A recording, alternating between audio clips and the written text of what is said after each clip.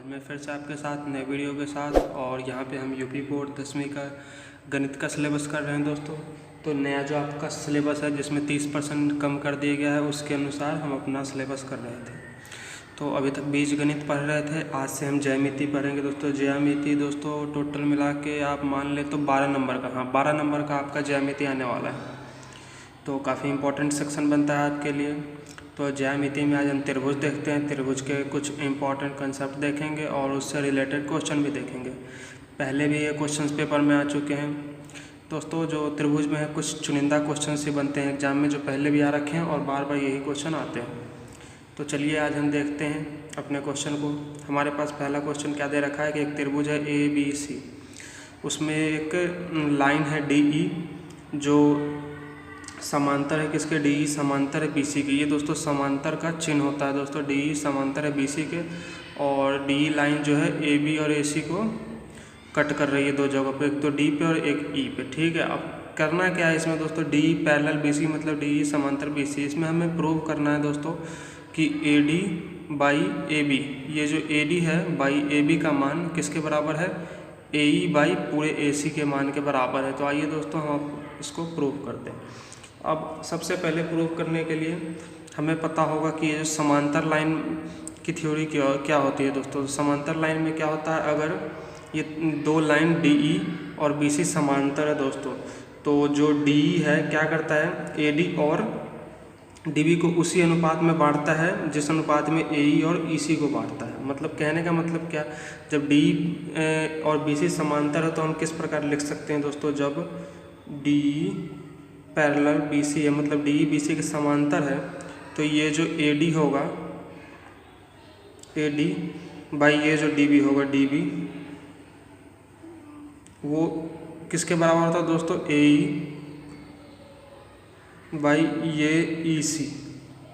ये तो सबसे पहले हो गया समांतर लाइन से हमने लिखा, समांतर जो एक लाइन होता है उसके थ्योरी से हमने ये लिखा क्या कि AD का अनुपात DB से जो होता है वही अनुपात AE का EC से होता है। अब आगे हम इस क्वेश्चन को सॉल्व करने के लिए देखिए दोस्तों हम क्या करते हैं दोस्तों। सबसे पहले हम इसको पलट देंगे, ऊपर नीचे कर देंगे दोनों तरफ ऊपर। एक तरफ ऐसा हम नहीं कर सकते कि एक तरफ ऊपर कर दिए और दूसरी तरफ नहीं करें, तो ऐसे आपका जो आप कर रहे हैं वो गलत हो जाएगा। तो आप या तो दोनों तरफ ऊपर नीचे करोगे या कहीं भी नहीं करोगे, तो हम दोनों तरफ ऊपर नीचे कर देते हैं दोस्तों। तो ये हो जाएगा DB बाई AD और ये EC ऊपर जाएगा तो ये हो जाएगा EC बाई AE। अब हम क्या करते हैं दोस्तों, हमें प्रूफ क्या करना है, AD बाई AB करना है दोस्तों। हमें कहीं भी इसमें AB तो दिख नहीं रहा है अभी तक, इधर AE बाई AC करना है और कहीं भी हमें AC तो दिख नहीं रहा है।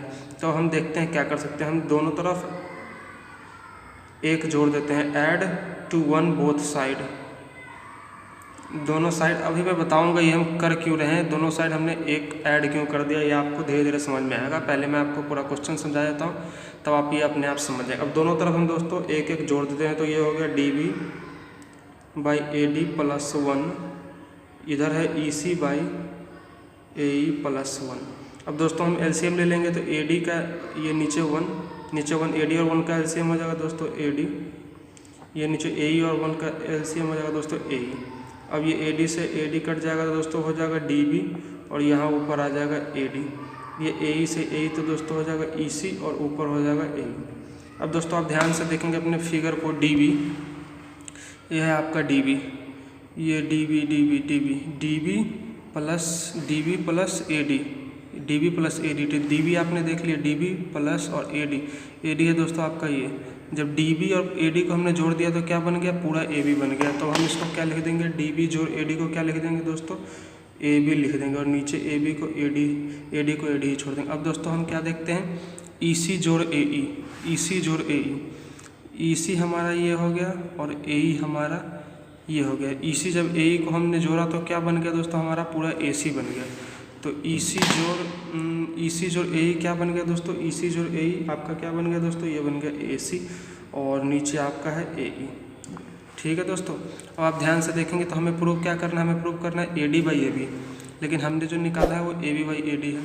हमें प्रूव करना है इधर AE बाई AC और हमने जो इधर निकाला है वो AC बाई AE। तो हमें इसका उल्टा चाहिए, तो फिर से हम इसको क्या कर देंगे, दोनों तरफ दोस्तों पलट देंगे। तो ये आ जाएगा AD बाई ए बी और ये हो जाएगा ए ई बाई ए सी। तो दोस्तों यही हमें प्रूव करना था, यही हमें प्रूव करना था और यही हमने कर दिया प्रूफ। तो अब मैं आपको फिर से एक क्वेश्चन समझाता हूँ क्यों हमने क्या किया, और ताकि आपको फिर से अच्छे से समझ आए। सबसे पहले दोस्तों हमने पता है हमें दे रखा है कि डी समांतर है किसके, बी सी के। तो हमने सबसे पहले लिख दिया A D by D B equal to A E by E C, ये हमने इससे लिख दिया। ठीक है, अब इतना करने के बाद दोस्तों हमें लाना क्या है, A D by A B लिखना है, जबकि हमें प्रूफ क्या करना है दोस्तों, A D by A B, जबकि यहाँ कहीं भी इसमें ए डी तो दे रखा है लेकिन ए बी नहीं दे रखा है दोस्तों। और ए बी क्या है, ए बी हमें पूरा ये ए बी है, तो हमें समझ में आ रहा है कहीं ना कहीं कुछ इस ए डी में जोड़ना पड़ेगा तब तो जाके ये ए बी आएगा। तो ठीक है, तो हम इसीलिए सबसे पहले इसको देते हैं पलट। अब पलटने पे क्या आ गया, D B by A D और इधर आ गया ई सी बाई ए। अब जैसा कि मैंने बोला कुछ हम जब जोड़ेंगे ए डी में तब जाके ए बी आएगा, इसलिए हमने दोनों तरफ पहले एक एक जोड़ दिया। अब ऐसा नहीं कि एक तरफ जोड़ेंगे दूसरी तरफ नहीं जोड़ेंगे, हमें दोनों तरफ जोड़ना होगा दोस्तों। तो हमने दोनों तरफ एक एक जोड़ दिया। अब दोस्तों डी बी, अब एलसीएम ले लिया यहाँ पे, तो डी बी जोड़ ए डी और ये होगा ई सी जोड़ ए। अब डी बी और ए डी, डी बी और ए डी अभी मैंने आपको बताया दोस्तों कि ये डी बी और ये ए डी मिला के पूरा ए बी आ गया। तो हमने डी बी और ए डी मिला के क्या लिख दिया, पूरा ए बी और नीचे ए डी। ये ई सी जोड़ ए ई जोड़ के क्या आ गया, ए सी और ये पूरा ए। अब हमने क्या करा, हमें इसका उल्टा चाहिए, A D by A B चाहिए और ए ई बाई ई सी चाहिए, तो हमने फिर से इसको पलट दिया। तो आशा करता हूँ आप ये क्वेश्चन समझ गए होंगे। चलते हैं अपने अगले टॉपिक पे। आपको क्या करना है, क्वेश्चन को 2-3 बार करने की कोशिश करना है ताकि आप ज़्यादा से ज़्यादा समझ पाएँ। चलते हैं अपने अगले कंसेप्ट पे और उसको समझने की कोशिश करते हैं दोस्तों। अगला कंसेप्ट है दोस्तों हमारे पास दो दोस्तों सिमिलर ट्रायंगल का, सिमिलर मतलब समांतर कहने का मतलब समरूप त्रिभुज। ठीक है दोस्तों, दो समरूप त्रिभुज अगर आपके पास हैं तो उनका एरिया कैसे निकालते हैं और उनका एरिया का क्या रिलेशन होता है, हम ये समझेंगे और उस पर क्वेश्चन करेंगे। ये थ्योरम आपके एग्जाम में आपके सिलेबस में है, इसलिए मैं आपको करा रहा हूँ। तो दो समरूप त्रिभुज के एरिया हम लिखते कैसे हैं ये हम देखेंगे दोस्तों। समरूप त्रिभुज में क्या होता है दोस्तों, ये आमने वाला ये ए बी का रेशियो पी क्यू के रेशियो से वही होता है जो बी सी का रेशियो पी क्यू आर से होता है, जो ए सी का रेशियो पी आर से होता है। तो ये तो हमें इतना पता ही है समरूप त्रिभुज में होता है क्या, ये मैंने आपको पहले बता रखा है दोस्तों पहले के वीडियो में। तो अभी हम उसके क्षेत्रफल में रिलेशन कैसे लिखते हैं वो हम देखेंगे दोस्तों। तो क्षेत्रफल लिखने के लिए दोस्तों मान लो दोस्तों ये एरिया हम लिख रहे हैं त्रिभुज ए बी सी का, त्रिभुज ए बी सी का ये होगा त्रिभुज, और हमें लिखना है त्रिभुज पी क्यू आर का एरिया लिखना है त्रिभुज पी क्यू आर का। तो हम कैसे लिखेंगे ये देखते हैं। ये ए बी का स्क्वायर बाई, अब ए बी के सामने पी क्यू है तो पी क्यू का स्क्वायर, यही दोस्तों होता है त्रिभुज का हम एरिया लिख पाते हैं कैसे, ए बी सी त्रिभुज और पी क्यू आर त्रिभुज का कैसे लिखते हैं।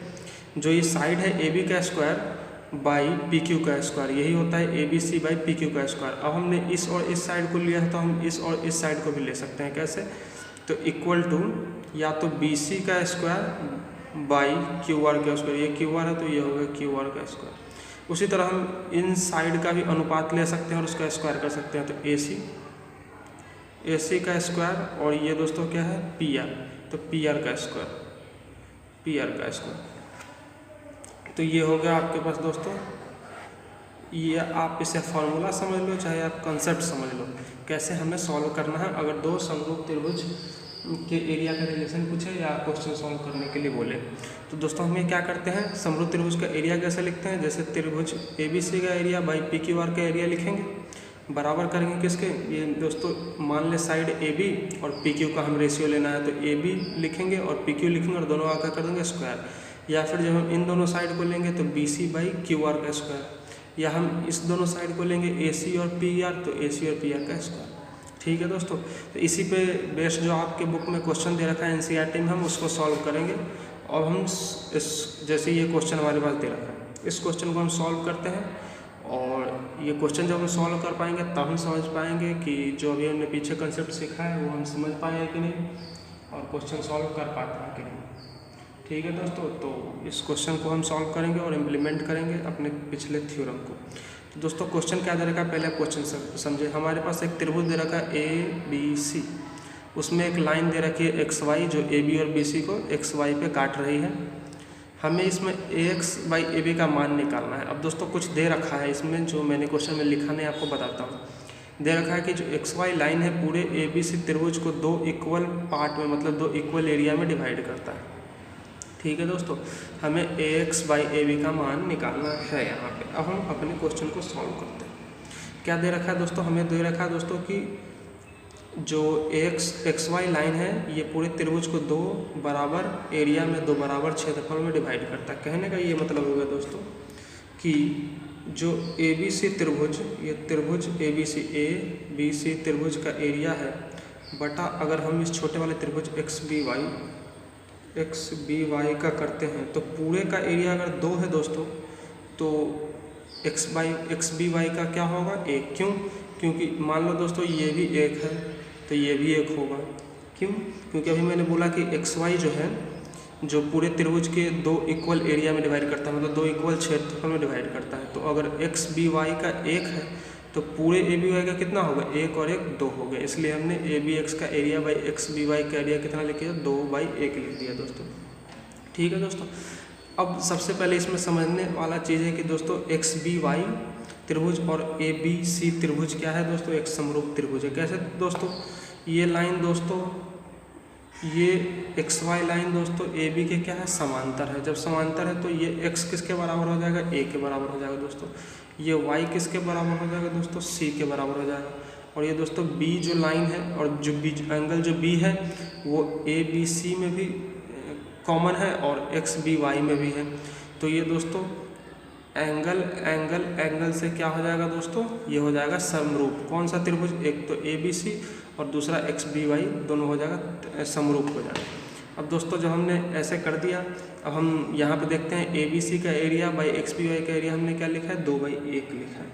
अब अभी हमने सीखा है कि 2 समरूप त्रिभुज का एरिया कैसे लिखते हैं दोस्तों? 2 समरूप त्रिभुज का एरिया लिखते हैं उसके साइड का स्क्वायर और उसके सामने वाले साइड का स्क्वायर करके। जैसे BC का स्क्वायर करा तो बाई QR का स्क्वायर करके। ठीक है, तो वैसे ही दोस्तों हम यहाँ भी करेंगे। हमारे पास एक त्रिभुज है XBY और एक है ABC जो समरूप है। तो हम भी इसी में क्या करेंगे दोस्तों? एक बार AB का स्क्वायर कर देते हैं और उसके सामने क्या हो जाएगा दोस्तों? साइड जो होगा XB होगा। तो एक बार हम करते हैं AB का स्क्वायर। क्यों? क्योंकि ये दोनों त्रिभुज समरूप है। ये XBY और ABC क्या है? समरूप है। तो समरूप त्रिभुज का एरिया कैसे लिखते हैं हम? उसके कोरस्पोंडिंग साइड का स्क्वायर, मतलब उसके आमने साइड का जो स्क्वायर का रेशियो लेंगे। तो हमने जब AB का स्क्वायर करें तो हमें XB का स्क्वायर करना पड़ेगा। तो हम कर देते हैं XB का स्क्वायर। ये हमारे पास दे रखा है 2/1। अब हम दोनों तरफ रूट अंडर ले लेते हैं। रूट अंडर लेंगे दोस्तों स्क्वायर हट जाएगा तो ये आ जाएगा AB/XB और ये आ जाएगा 2 का रूट अंडर लेंगे तो दोस्तों ये कितना आ जाएगा? √2 और ये आ जाएगा दोस्तों 1। अब इतना करने के बाद दोस्तों हम आगे इसको सॉल्व करते हैं। अब आगे हमें निकालना क्या है दोस्तों? हमें निकालना है AX/AB और यहाँ पे सिर्फ हमें AB दे रखा है, AX तो कहीं है नहीं। हम दोस्तों क्या करते हैं? इसको वापस से पलट देते हैं। इस क्वेश्चन में भी हम क्या करते हैं? इसको पलट देते हैं दोस्तों। तो जैसे हम इसको पलटेंगे तो ये बन जाएगा दोस्तों XB/AB और ये हो जाएगा 1/√2। तो ये दोनों तरफ दोस्तों हमें पलटना था, दोनों तरफ हमने दिया पलट। अब दोस्तों अब अपने निकालना क्या है हमको ये देखते हैं। हमें निकालना है दोस्तों AX/AB। अब AX आप ध्यान से देखेंगे तो AX है ट्रायंगल का छोटा सा पार्ट, पूरे AB में से ही AX, मतलब हमें क्या करना पड़ेगा? AX निकालना है तो पूरे AB में से कुछ घटाना पड़ेगा तब तो AX निकलना पड़ेगा। इसलिए हम क्या करेंगे दोस्तों? इस वाले क्वेश्चन में हम दोनों तरफ जोड़ेंगे नहीं, दोनों तरफ कुछ घटा लेंगे। तो हमने क्या किया? दोनों तरफ 1 घटा दिया दोस्तों, 1 घटा दिया दोनों तरफ। अब ऐसा हमने क्यों किया? अभी मैंने बताया आपको, AX हमें निकालना है तो AX किसी त्रिभुज का छोटा वाला पार्ट है, मतलब बड़े में से कुछ घटाना है। इसलिए हमने क्या किया? यहाँ पे दोनों तरफ 1 घटा दिया। अब हम इधर LCM ले लेते हैं, इधर भी LCM ले लेते हैं। 1 और AB का LCM आ गया हमारे पास AB, तो ये हो गया AB। ये ऊपर आ जाएगा AB माइनस XB और ये √1 और √2 का LCM आ जाएगा दोस्तों √2। तो ये ऊपर आ जाएगा दोस्तों आपके पास √2 माइनस 1।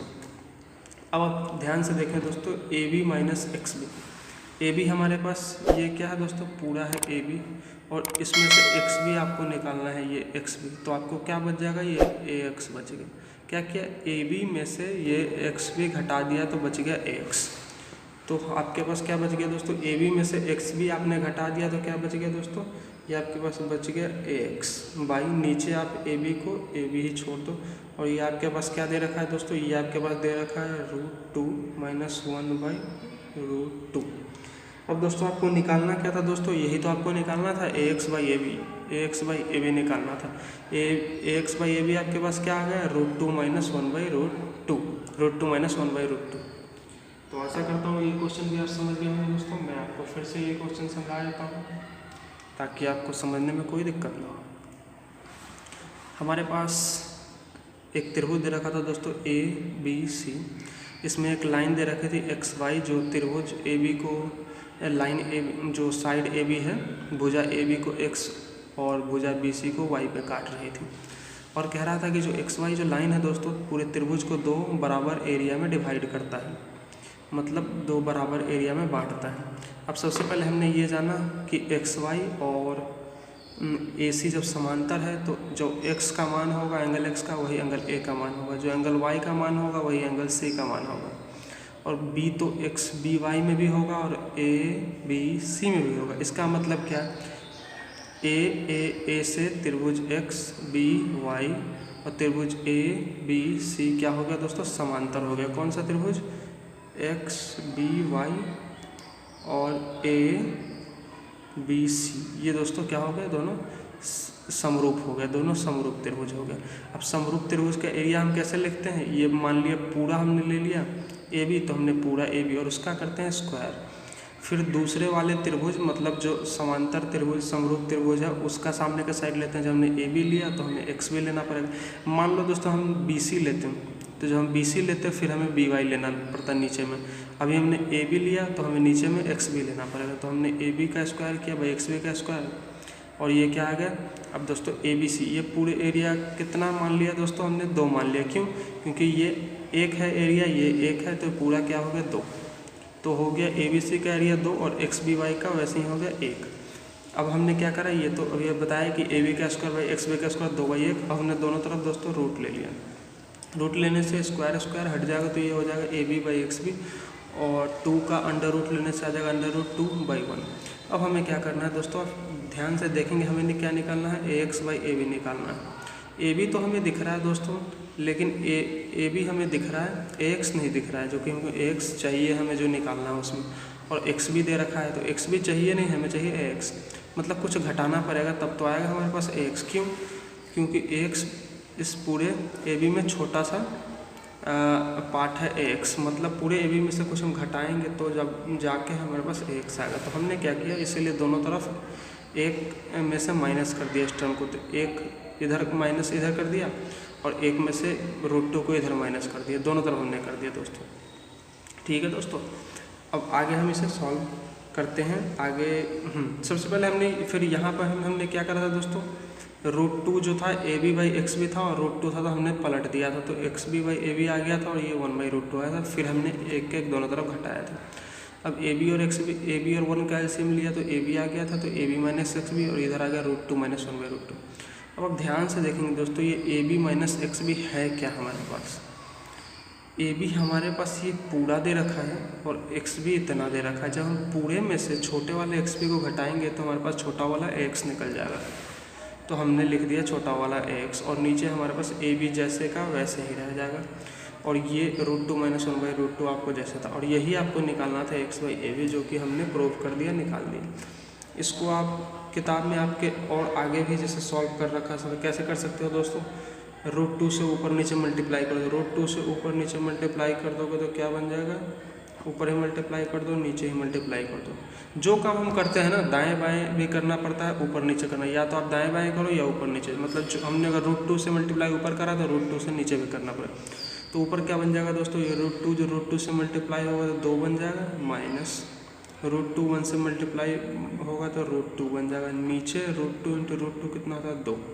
तो ये आ गया आपका पास आंसर। तो आशा करता हूँ ये वीडियो आपको अच्छा लगा होगा, क्वेश्चन भी समझ आए होंगे आपको। ये NCERT यूपी बोर्ड 10वीं का सिलेबस के अनुसार चल रहा है। अगर आपको वीडियो अच्छा लगता है तो लाइक करें, कमेंट करें, अपने दोस्तों के साथ शेयर करें और कमेंट करके ज़रूर बताएं वीडियो आपको कैसा लगा।